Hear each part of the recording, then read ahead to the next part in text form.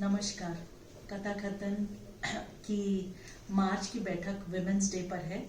मैं सुनीता सिंह दिल्ली के कथा कथन से आज इस्मत चुगताई की कागजी है पैरहन, उनकी बायोग्राफी है जिसमें से मैं एक छोटा सा अंश पढ़ने जा रही हूँ। तो इस चैप्टर का नाम है उन ब्याहताओं के नाम जिनके बदन बेमोहब्बत रियाकार सेजों पर सज सज के उकता गए हैं। फैज अहमद फैज।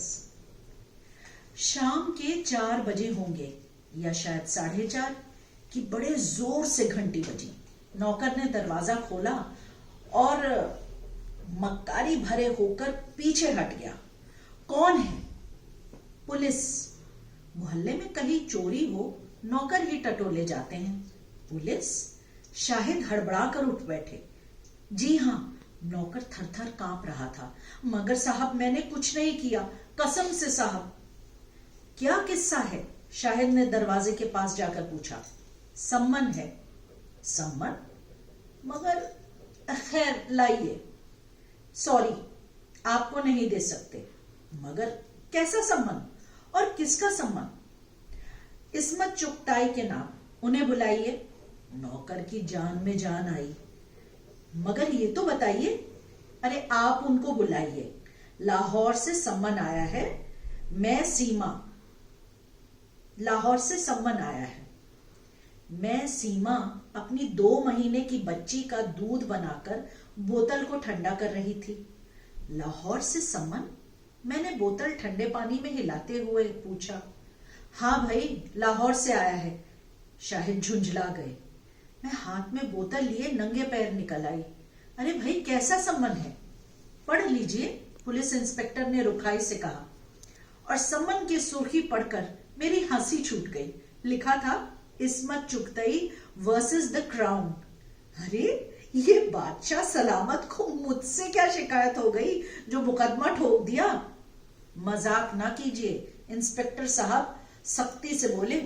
पढ़कर दस्तखत कर दीजिए। मैंने सम्मन आगे पढ़ा।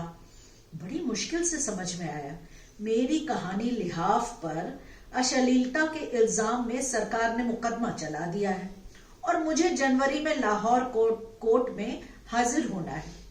दूसरी सूरत यानी मेरी गैर हाजिरी पर सख्त कार्रवाई की जाएगी। भाई मैं नहीं लेती सम्मन, मैंने कागज वापस करते हुए कहा और दूध की बोतल हिलाने लगी। मेहरबानी करके वापस ले जाइए। आपको लेना पड़ेगा। क्यों?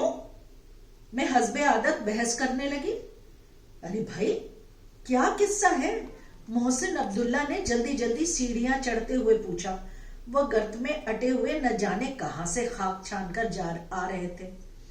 देखो, ये लोग मुझे जबरदस्ती सम्मन दे रहे हैं, मैं क्यों लूं? मोहसिन ने वकालत पढ़ी थी और अव्वल नंबर पास हुए थे। उन्होंने सम्मन पढ़कर कहा। कौन सी कहानी है? भाई है कमबख्त कहानी, जान की मुसीबत हो गई है। सम्मन तुम्हें लेना पड़ेगा। क्यों? फिर वही कठहुज्जती। शाहिद भड़क उठे। मैं हरगिज नहीं लूंगी। नहीं लोगी तो तुम्हें गिरफ्तार कर लिया जाएगा। मोहसिन गुर्राए। कर लेने दो गिरफ्तार, मगर मैं सम्मन नहीं लूंगी। जेल में बंद कर दी जाओगी। जेल में? अरे मुझे जेल देखने का बहुत शौक है। कितनी दफा यूसुफ से कह चुकी हूं मुझे जेल ले चलो, मगर हंसता है कमबख्त और टाल जाता है। इंस्पेक्टर साहब, मुझे जेल ले चलिए। आप हथकड़ियां लाए हैं?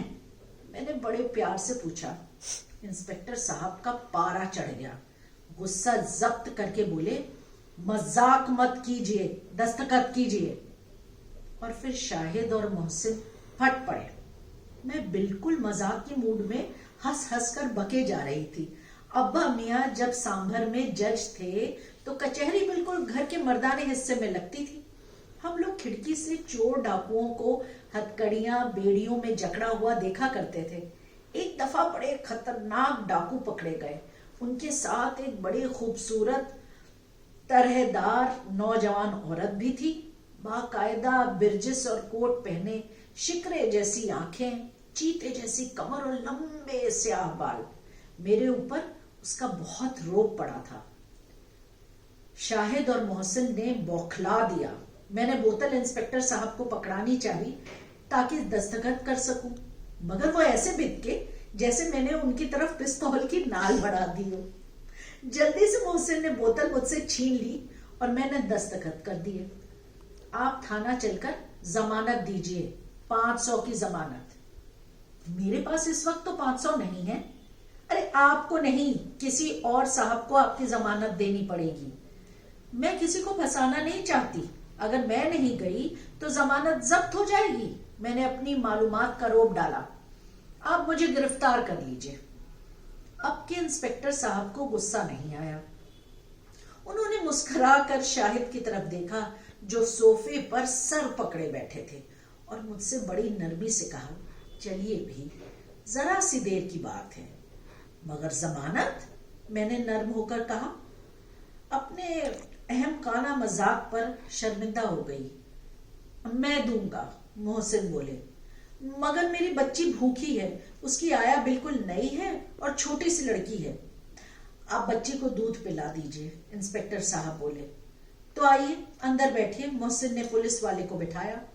انسپکٹر صاحب شاہد کے فین نکلے اور ایسی میٹھی میٹھی باتیں کی کہ ان کا موڈ بھی ٹھیک ہونے لگا۔ میں، شاہد اور محسن پولیس اسٹیشن ماہم گئے۔ خانہ پوری کر کے میں نے پوچھا، قیدی کہاں ہے؟ دیکھیں گی؟ ضرور۔ ایک جنگلے کے پیچھے چھوٹی سی جگہ میں 10-15 آدمی آڑے ترچھے لیٹے تھے۔ یہ ملزم ہیں، قیدی نہیں، انہیں کل کورٹ میں پیش کیا جائے گا، انسپکٹر صاحب بولے۔ ان کا جرم؟ دنگا فساد، پاکٹ مارنا، دارو پی کے دنگا کرنا۔ انہیں کیا سزا ملے گی؟ جرمانہ یا چند دن کی قید؟ مجھے بڑا افسوس ہوا کہ اتنے فسفسے ملزم دیکھنے کو ملے۔ 2-4 قاتل اور ڈاکو ہوتے تب بات ہوتی۔ آپ مجھے کہاں رکھتے؟ عورتوں کا انتظام یہاں نہیں ہے، انہیں ادھر گرانٹ روڈ یا ماٹونگا لے جاتے ہیں۔ واپس آ کر شاہد اور محسن مجھ سے خوب لڑے، اور شاہد تو ساری رات لڑتے رہے، طلاق تک کی نوبت آ گئی۔ محسن کو تو میں نے یہ کہہ کر چپ کر دیا کہ اگر زیادہ جان کھاؤ گے تو انڈر گراؤنڈ ہو جائیں گی، 500 کا پھٹکا بیٹھ جائے گا۔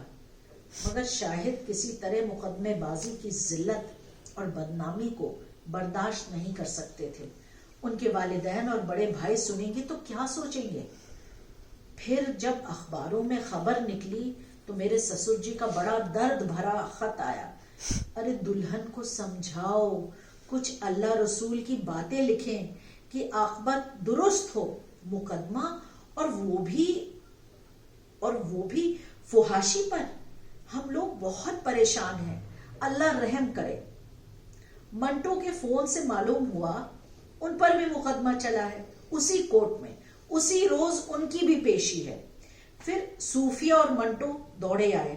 منٹو نہایت حشش بشش جیسی کسی نے وکٹوریا کراس دے دیا ہو۔ میں دل میں بڑی نادم تھی، بظاہر بہادری جتا رہی تھی، مگر منٹو سے مل کر شاہد کی بھی ڈھانڈس بندھ گئی اور مجھے بھی بڑی تسلی ہوئی۔ دل میں تو دھکڑ پکڑ ہو رہی تھی، مگر منٹو نے وہ شے دی کہ میرا بھی ڈر نکل گیا۔ ارے یہ تو مارکو کی چیز لکھی ہے آپ نے۔ اما شاہد، تم بھی کیا آدمی ہو یار، تم بھی چلنا، تم نے جاڑوں کا لاہور نہیں دیکھا۔ خدا کی قسم ہم تمہیں اپنا لاہور دکھائیں گے۔ کیا تیکھی سردی پڑتی ہے، تلی ہوئی مچھلی، آہا، وسکی کے ساتھ، آتش دان میں دہکتی ہوئی آگ جیسے عاشقوں کے دل جل رہے ہوں، اور بلڈ ریڈ مالٹے، آہا، جیسے معشوق کے بوسے۔ ارے چپ رہو مانٹو صاحب، صوفیہ نروس ہونے لگی، اور پھر گالیوں سے بھرے خطوں کا تانتا لگ گیا۔ ایسی انوکھی پیچ دار بھاری بھرکم گالیاں کہ مردے کے سامنے بک دی جائیں تو اٹھ کر بھاگ جائیں۔ مجھے ہی نہیں، میرے پورے خاندان کو، شاہد کو اور میری 2 مہینے کی بچی کو کہ اس کی پیدائش کی خبر کہیں چھپ گئی تھی۔ مجھے پھسلنی، کیچڑ، چھپکلی اور گرگٹ سے بڑا ڈر لگتا ہے۔ بہت سے لوگ بڑی بہادری سے باتیں بنا لیتے ہیں، لیکن مری ہوئی چڑیا سے ڈرتے ہیں۔ مجھے اپنی ڈاک سے ڈر لگتا تھا، جیسے لفافوں میں سانپ بچھو اور اجگر بند ہوں۔ ڈرتے ڈرتے خط کھولتی، اگر سانپ بچھو دکھائی پڑتے تو 2 لفظ پڑھ کر خط جلا دیتی، مگر شاہد کے ہاتھ خط پڑ جاتا تو پھر طلاق کی نوبت آ جاتی۔ ان خطوں کے علاوہ اخباروں میں جو مضمون نکل رہے تھے، محفلوں میں جو بحث ہوتی، انہیں مجھ جیسی سخت جان ہی جھیل سکتی تھی۔ میں نے کبھی کسی کی بات کا جواب نہ دیا، کبھی اپنی غلطی کو ماننے سے انکار نہیں کیا۔ ہاں، مجھ سے غلطی ہو گئی تھی، مجھے اپنے جرم کا اعتراف تھا۔ صرف منٹو ایک ایسا انسان تھا جو میرے اس بزدلانہ رویے پر بھڑک اٹھتا تھا۔ میں خود اپنے خلاف تھی اور وہ میری حمایت کرتا تھا۔ میرے اور شاہد کے جتنے بھی دوست تھے اسے کوئی اہمیت نہیں دیتے تھے۔ ٹھیک سے یاد نہیں، مگر شاید عباس نے تو لحاف کا انگریزی میں ترجمہ کہیں چھپوایا تھا۔ ترقی پسندوں نے نہ مجھے پھٹکارا نہ میری تعریف کی، اور مجھے اس رویے سے بڑا اطمینان ہوتا تھا۔